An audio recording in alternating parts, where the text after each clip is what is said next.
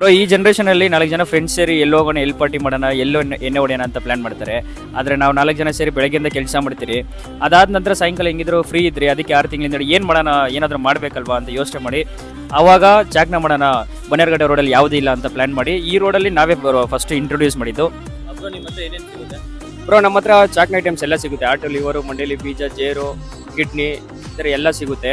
ಅದ್ರ ಜೊತೆಗೆ ಮತ್ತೆ ಮಟನ್ ಕೈಮಾ ವಡೆ ಮಾಡ್ತೀರಿ, ಚಿಕನ್ ಗೀ ರೋಸ್ಟ್ ಮಾಡ್ತೀರಿ. ಬ್ರೋ ನಾವು ಚಾಕ್ನ ಐಟಮ್ಸ್ ಅಷ್ಟೇ ನಾವೇ ಖುದ್ದಾಗಿ ಬೆಳಗ್ಗೆ ಎದ್ದಿದ್ದೆ ಹೋಗಿ ಎಲ್ಲ ನೀಟಾಗಿ ನೋಡಿ ತಗೊಬರ್ತೀವಿ. ಲೈಕ್ ಚಾಕ್ನ ಅಂದರೆ ಈ ಎಣ್ಣೆ ಹೊಡೆಯೋರಿಗೆ ಸೈಡ್ಸ್ ಅಂತ ತಿಳ್ಕೊಂಡವ್ರೆ. ಬಟ್ ನಾವು ಏನು ಹೇಳೋದಂದ್ರೆ ಇದು ಬ್ರೋ ಆ್ಯಕ್ಚುಲಿ ಇದು ಹೆಲ್ತಿ ಫುಡ್ಡು. ಅದರಿಂದ ಫ್ಯಾಮಿಲಿ ಲೈಕ್ ಚಿಕ್ಕವರಿಂದ ಹಿಡಿದು ದೊಡ್ಡವರವರೆಗೂ ತಿನ್ಬೇಕು ಬ್ರೋ.